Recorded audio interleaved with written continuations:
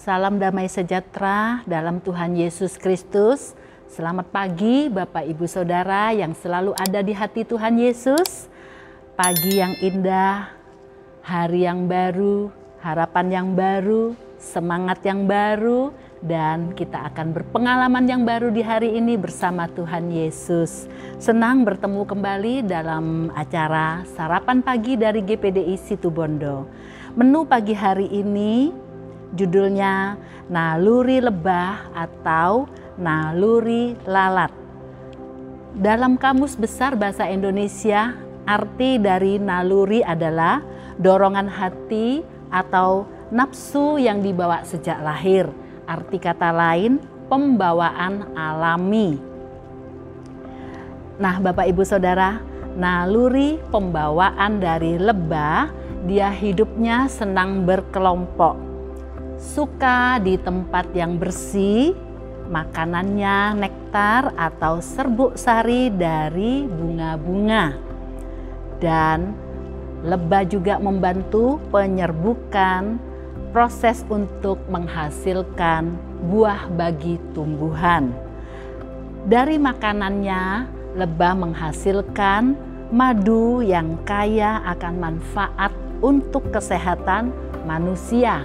Dan madu tersebut juga merupakan cadangan makanan bagi lebah pada saat paceklik dia tidak menemukan bunga-bunga. Madulah yang menjadi makanan cadangannya. Lalu kita akan melihat naluri dari lalat. Naluri dari lalat, dia hidupnya tidak berkelompok tetapi individual. Senangnya di tempat yang kotor, di sampah-sampah, dan makanannya adalah makanan yang telah busuk atau makan kotoran hewan. Dan yang dihasilkannya adalah menebarkan kuman penyakit. Jika makanan kita dihinggapi oleh lalat, maka bila kita memakannya akan menimbulkan gangguan kesehatan bagi kita. Naluri lebah dan naluri lalat selamanya seperti itu. Nah, Bapak Ibu Saudara, dari ilustrasi naluri lebat dan naluri lalat tersebut, kita mengambil sebuah gambaran.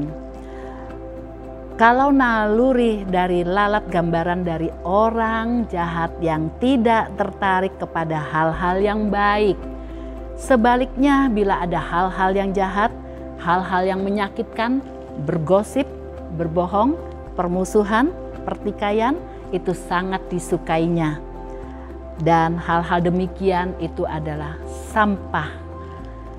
Tetapi tipe naluri dari lalat ini, dia tidak memikirkan efek merugikan orang. Dari hal-hal perbuatannya yang sangat merugikan orang. Dan kita melihat naluri dari lebah boleh dikatakan sebagai gambaran yang dimiliki oleh orang baik.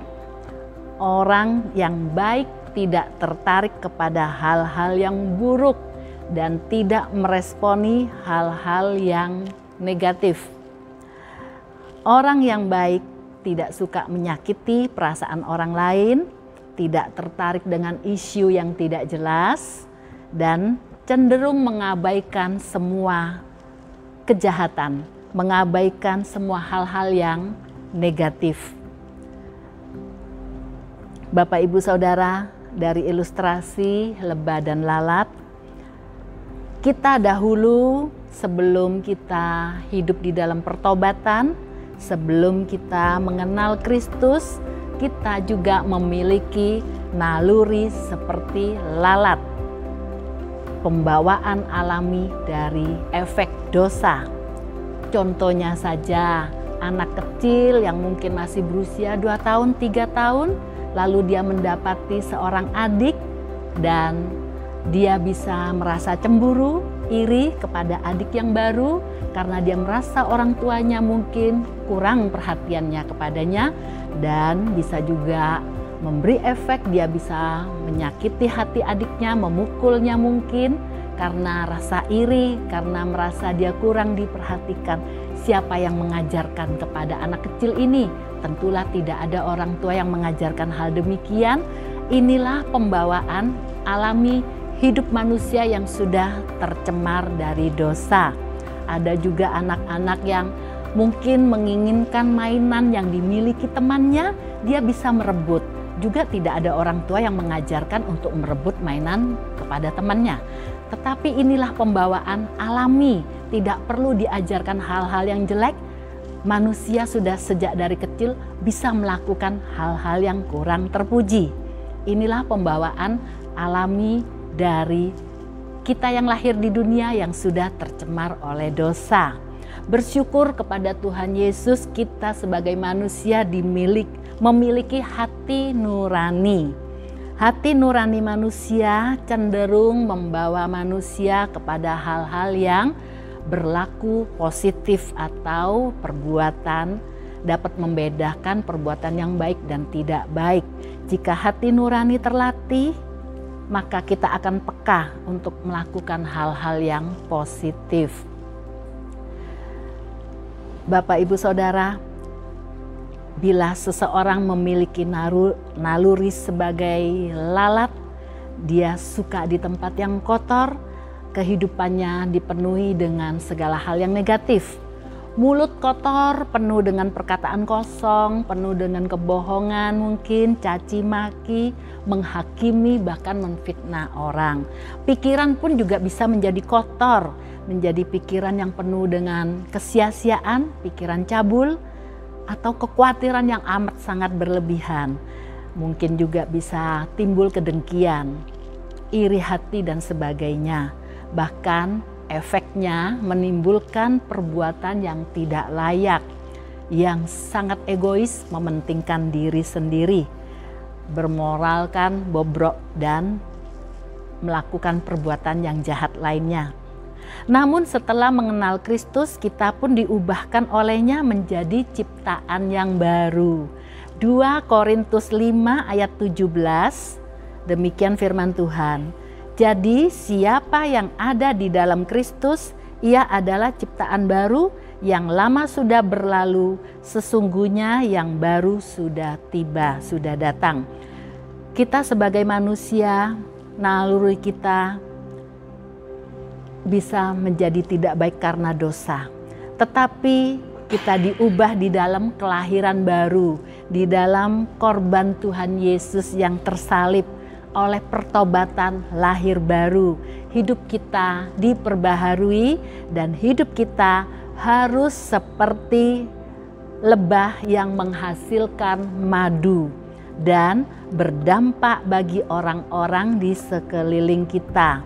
Sehingga orang-orang di sekeliling kita boleh mencicipi manisnya, sehatnya madu, dan dengan arti kata lain kita menjadi berkat. Tapi jika kita masih dalam kehidupan lama, kita seperti lalat yang hanya menebarkan kuman penyakit dan berdampak hal negatif bagi sekeliling kita, mencelakakan orang.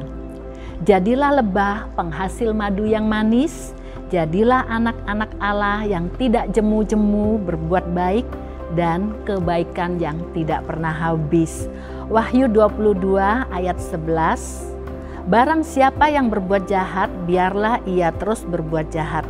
Barang siapa yang cemar, biarlah ia terus cemar. Dan barang siapa yang benar, biarlah ia terus berbuat kebenaran. Barang siapa yang kudus, biarlah ia terus menguduskan dirinya. Naluri berbuat baik akan terus melakukan perbuatan yang baik. Sebaliknya, naluri berbuat jahat dan cemar akan terus melakukan hal-hal yang cemar dan jahat. Kita yang sudah ditebus oleh darah Kristus dan disucikan oleh Kristus dalam kelahiran baru, teruslah menjaga kehidupan kita dengan kudus, dengan kebenaran, kesucian, sampai Tuhan datang yang kedua kalinya. Sekian berkat sarapan pagi. Selamat pagi, selamat berbuat baik, selamat berkarya bersama Tuhan Yesus. Tuhan Yesus memberkati kita semua.